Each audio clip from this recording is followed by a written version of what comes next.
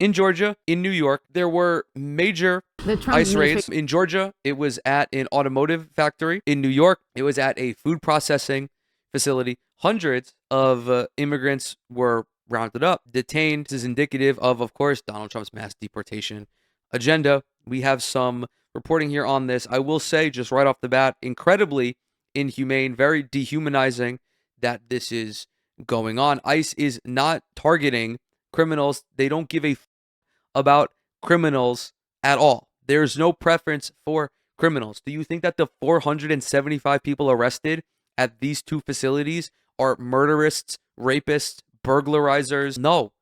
They're just trying to earn a paycheck. Immigration crackdown really being felt in Georgia. Hundreds of federal officers raiding a massive Hyundai electric vehicle plant that was being built in southeast Georgia. So this happened yesterday, not too far from Savannah. In all, 475 people were detained in what is being described as the largest operation in the history of Homeland Security investigations. Several agencies were involved here. And on that same day, hundreds of miles north in upstate New York, dozens of workers at a family-owned plant that makes nutrition bars were arrested during an ICE raid. Joining us now is former acting director of ICE, John Sandwig. John, it's good to have you with us. When we look at, first of all, this raid in Georgia, again, a multi-agency raid. We learned from officials a short time ago. Let's bring in the former head of the Gestapo to talk about the Gestapo doing Gestapo shit.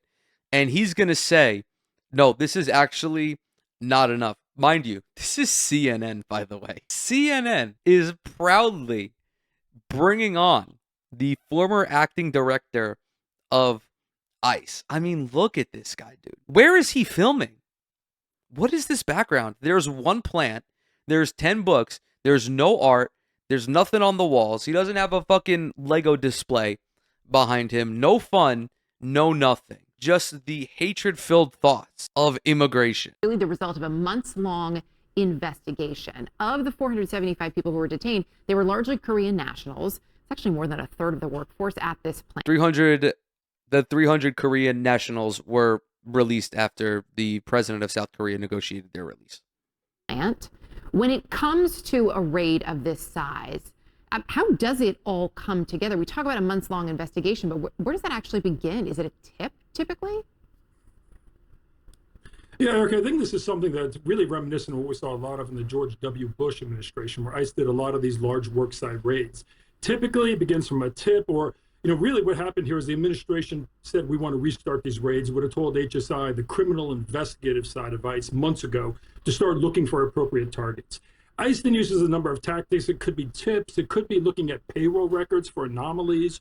It could just be what's called an I-9 audit, where you go in and you look at the immigration paperwork we all fill out when we get a new job.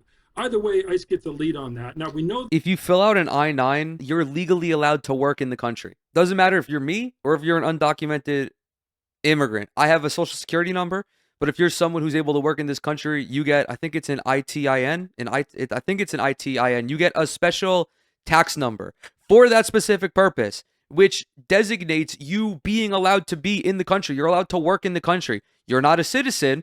You might be applying for citizenship if you work with people who immigrated from somewhere and they're working in your job. Chances are they have a tax identification number. That's bullshit to just do a sweep on a bunch of people who are legally allowed to work in the country. It's really telling also, and I don't know the specifics of this situation, but there are many instances across the country where immigrants are detained and deported working at these jobs illegally. I guess we'll use the framing, but the business owner, as a business owner, it is illegal to hire someone who doesn't have legal right to work in the country. None of those people, nothing ever happens to them. There's laws like that in Florida. I don't know of any business owners being imprisoned for running an illegal operation. They had a criminal search warrant, so they had to go to a magistrate and demonstrate there's probable cause for a criminal investigation. Typically, the target of that investigation is the employer, but let's be real too, the benefit to ICE are twofold. One is they make 400 arrests. They like that. They like the civil immigration side. It helps them meet that quota. But then the second piece of this is this deterrent message, Erica. And what we're seeing throughout all these immigration actions is that kind of the subtext to it is putting, driving immigrants to leave the country, whether that's scaring employers to try to eliminate jobs or just making people feel fear that they're not safe at work. And you can't lose sight of that implicit message here, which is trying to encourage that self-deportation. Yeah, it's just really gross to even have this line of thinking. If it's also like, you're a fucking idiot, man. If you're attempting to send a message to these people to self-deport, no one's gonna do the job, man. Are you stupid? Did you fall out of a fucking tree? Did you fall down a well? Did you put an immersion blender inside your fucking skull? We have videos of construction jobs being vacant because of potential ICE raids. We have a video of orange groves and berry fields being vacant because of this self-deportation mechanism. That means, guess what? Your fucking construction job is not getting done. That means the food is not going to make it to your supermarket. Is this, when we couple this with the fact that there was a separate raid at this plant in upstate New York yesterday, does this signal to you a shift in the strategy at all? I think it's part of the strategy. Again, I think we've seen this on a much smaller scale in LA. We've seen a little bit of this in DC and across the country. ICE likes these type of operations because they can arrest large quantities of people. You get to a work site, you get to some of these lower wage, where there's lower skilled employment, you're going to find large numbers of migrants. What's different with this raid in Georgia is it's a very large operation. It took months of planning to get to. And Erica, I think we're going to see more of these. There are undoubtedly more of these that have been in the planning stages. They've been in the planning stages since the beginning of the Trump administration. They're going to start coming online. But I think it fits into this larger puzzle. Of course, Erica, the problem with these raids and the reason why these raids were de-emphasized during the Obama administration is because they're fucking illegal and unconstitutional. There's no at what point has due process ever been afforded to any of these people? This dumbass is talking about getting a warrant. You think ICE agents are smart enough to get a fucking warrant? No, they've been emboldened to act like the fucking Gestapo by Donald Trump. Also, they were de-emphasized by the Obama administration because Obama was like, let me be clear. I have no problem with deportations. However, I do have a problem with you not abiding by the due process of deportations. Don't find criminals there. The MS-13 gang members, your transnational cartel members, who might have infiltrated the U.S., they don't work in these factories. That's not who you arrest there. So it's more about the volume of people they arrest, but not really the quality when it comes to public safety. Yeah, we're hearing about a number of people who may have overstayed their visas, for example. There are also, it's also fascinating to me. You mentioned that if this was a months-long investigation, they could have been looking for an appropriate site. This site in particular, the fact that there was this EV battery plant being built there, the president touting Hyundai's investment in the United States back in March, specifically highlighting its efforts in Georgia. Typically, what would the communication and or even the coordination be between the administration, letting the president know, for example, and Homeland Security or ICE when it comes to a raid like this? Yeah, typically, Erica, this is not, obviously, things are not always as typical in this administration as with other administrations. Typically, though, you would try to divorce those two things, right? You would not want the politics to be driving whether it's an appropriate target. There could be communications. You could alert the White House that such a large, high publicity operation is going to happen. You would need to do that carefully through. This whole situation is politics, man. Are you fucking stupid? Everything the president does is politically motivated. Do you think it's just a fucking coincidence that Donald Trump is going after potentially visa overstayers at an EV manufacturing plant after he's spent the first 8 months of his administration specifically targeting alternative energy focused companies, after he stripped every Biden era executive order on alternative energy and on electric vehicles? Of course it's fucking politically motivated, you nincompoop. White House counsel through appropriate channels. I don't think this is driven so much by the politics, though, as it was by the opportunity that they thought this presented to make a large number of arrests. But Sir, again, that is difficult to politics. say, right? Yeah, and it's also because we had, conflicting or shifting comments, I should say, from the president over the summer, announcing that farm workers, for example, would not be targeted, and then taking that back just a number of days later. I also just want to get your take before I let you. She's doing the meme, bro. Fuck, dude. I'm not gonna be able to find it because I'm Googling. But the media will be like, Donald Trump says something, and then their fucking heads will explode when he actually does the thing that he said. This guy lies like 97 times an hour. Every fucking sentence that comes out of his mouth is a schizophrenic hallucination. And this anchor is like, oh my God, I just can't believe that the president lied about targeting specifically undocumented migrants. Go on Chicago. So the city itself bracing for this potential deployment, maybe of the National Guard. I spoke with the Lieutenant Governor of Illinois a short time ago. She said they are expecting increased immigration actions likely to begin tomorrow. Based on what we have seen in Los Angeles, even the crime efforts here in Washington, D.C., some of which have resulted in some immigration action. Is this, in your eyes, is this an effective immigration tool for this administration? Okay, my concern with it is this: we're pulling FBI agents, we're pulling Homeland Security investigations agents, and we're pulling ICE ERO officers off of what they would otherwise be doing to focus on these kind of operations. To date, in LA and DC, what we've seen them arrest are your run-of-the-mill economic migrants, not the people, not those gang members, not those convicted felons who pose a threat to the U.S.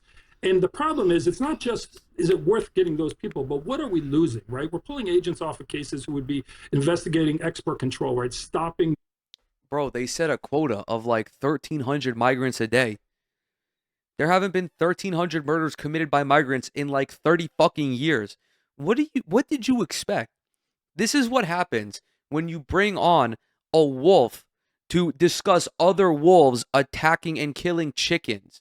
They're just like, oh, well, you see, I hate these immigrants. I'm actually, very racist towards immigrants, but I'm really surprised that Donald Trump isn't targeting all these criminals like he said he was, because they don't fucking exist, man. They don't fucking exist. If they were serious about targeting gang members, they would be treating those gangs like how law enforcement agencies treat other forms of organized crime.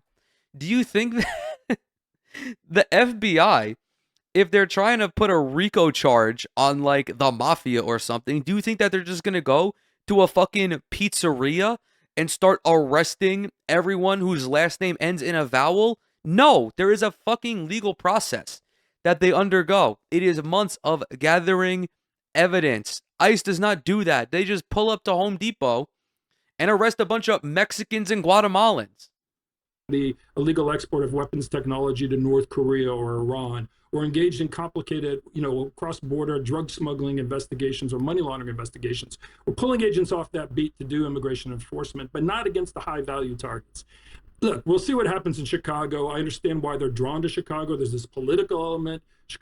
Illinois is also the sixth largest state when it comes to undocumented migration. And Cook County has had a very aggressive sanctuary policy that limits ICE's access to the jail. But I think the answer to these questions will be seen by what are the results of this operation? Who are the migrants they arrest? And I do think they're legitimate questions. Is it worth it? And is America safer overall when we're pulling these agents from these other responsibilities to do that kind of work? John The president is a fucking pedophile. He's a pedophile rapist who is actively covering up the sex trafficking ring of his former best friend. And this fucking goober is on CNN talking about if the U.S. is actually going to be safer with all of these undocumented migrants being deported. No, no, that's not how that works. You are more likely to be crimed by someone in the Trump administration than you are by a fucking Honduran migrant. This is all just fucking political fodder. This guy is like, I don't like the political aspect of this situation. And meanwhile, he's playing politics about this fucking situation.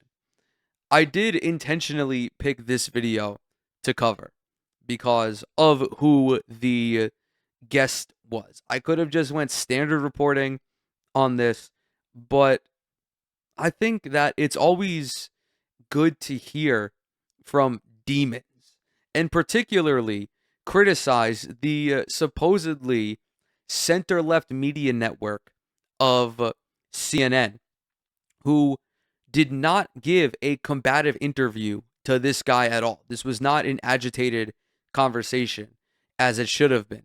This guy should have been pressed on the legality of this situation, on the humanity of this situation. The anchor didn't push back against, well, you know that migrants commit crime at a lesser rate than U.S. natural-born citizens. I don't know why the Trump administration is putting this much energy into something. There are also more effective ways of combating cartels. Like, oh, by the way, how do you think that they get these weapons? Where do these weapons come from? The fucking United States. Where do the drugs come into the country from? Overwhelmingly with natural-born U.S. citizens. But no, because CNN is like, you know what? Actually, no, this might be a good thing for us. We'll be able to boost our ratings by attracting right-wing viewers, but no fucking brain-dead conservative is going to watch CNN. The only brain-dead person watching CNN is me, actually.